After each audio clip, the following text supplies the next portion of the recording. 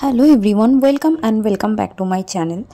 তো আজকে প্রিপেয়ার করে দেখাবো খাসির চর্বি দিয়ে এঁচোড়ের তরকারি। প্রথমে আমাদেরকে এঁচোড়গুলো ছোট ছোট টুকরো করে কেটে সেটাকে সেদ্ধ করে নিতে হবে। তারপরে আদা, পেঁয়াজ, রসুন এবং লঙ্কা বাটায় সেটাকে কিছুক্ষণের জন্য ম্যারিনেট করে রেখে দিতে হবে।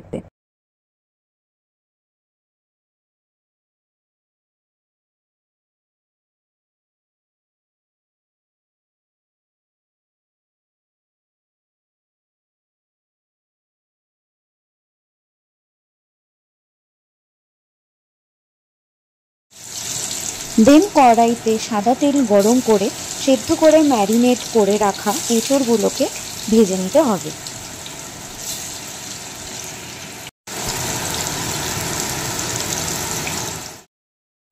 তারপরে মিক্সার গ্রাইন্ডারে 4 চামচ টক দই দিয়ে সেটাকে একটু ফেটিয়ে নিতে হবে।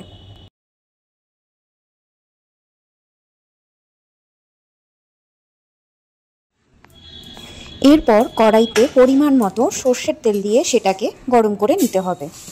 তেল গরম হয়ে এলে গরম হওয়া সর্ষের তেলে 3 থেকে 4 চামচ চিনি দিয়ে দেওয়া হলো। এতে করে তরকারির রঙটা খুব সুন্দর আসে।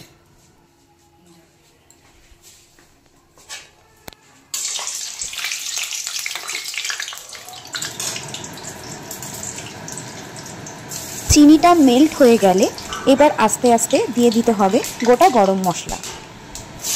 তারপরে দিয়ে দিতে হবে কুচি করে রাখা পেঁয়াজ। এখানে 3 থেকে 4টে পেঁয়াজ কুচি করে দেওয়া হয়েছে।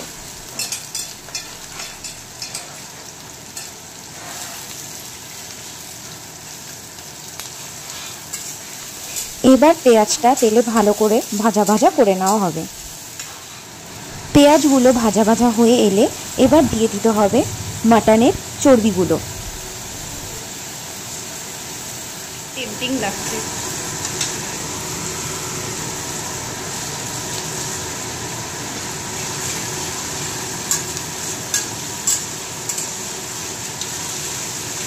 এভাবে কিছুক্ষণ চর্বিগুলো তেলে নাড়াচাড়া করে এবার দিয়ে দিতে হবে 2 চা চামচ রসুন বাটা।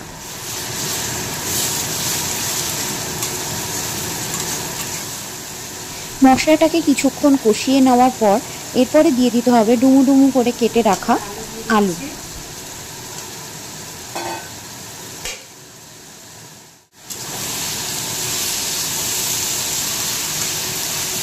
আলুগুলো ভাজা হবে।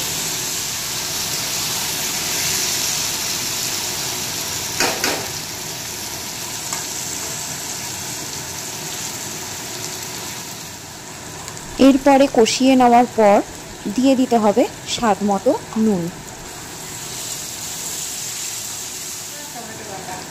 এরপর পেস্ট করা কাঁচা লঙ্কা, শুকনো লঙ্কা এবং টমেটো সেটাকে দিয়ে ভালো করে কষিয়ে নিতে হবে। এবারে একটু রং হওয়ার জন্য দিয়ে দিতে হবে 2 থেকে 3 চামচ মতো কাশ্মীরি লঙ্কার গুঁড়ো। কিছুক্ষণ মশলাটা কষিয়ে নেওয়ার পর যাতে কড়াইতে মশলাটা লেগে না যায় তার জন্য হালকা পরিমাণ মতো জল দিয়ে দিতে হবে। তারপরে দিয়ে দেওয়া হলো মিট মশলা।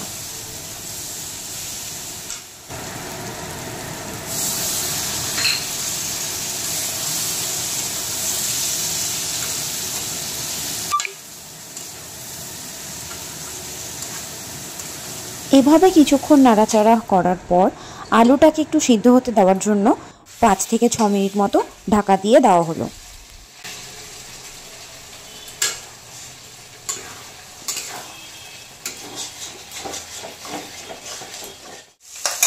দই যখন দেবে তো গ্যাসটা কমিয়ে দেবে, নাহলে দই ছানা কেটে দেবে।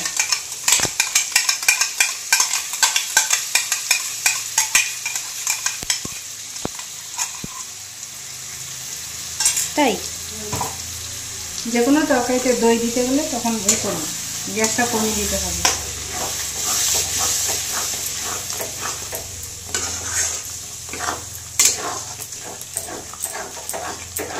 কন্টিনিউ নাড়তে হয়।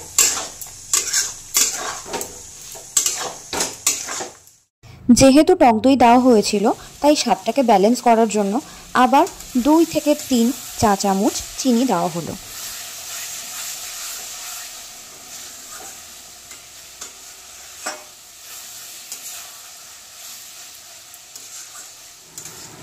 কিছুক্ষণ লো ফ্লেমে রেখে দিতে হবে যাতে করে ওপরে তেলটা ভেসে ওঠে।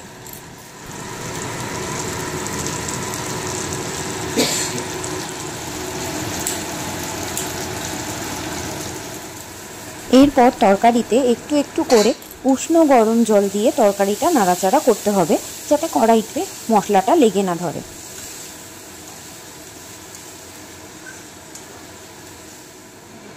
এরপরে সিদ্ধ করে ভেজে রাখা এঁচড়গুলো একটু একটু করে গ্রেভির মধ্যে দিয়ে নাড়াচাড়া করতে হবে।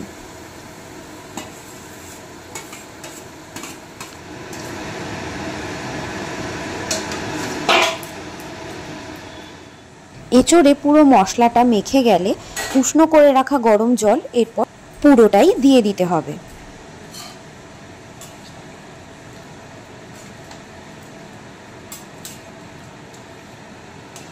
এরপর তরকারিটা কষে গেলে দিয়ে দিতে হবে পরিমাণ মতো গরম মশলার গুঁড়ো।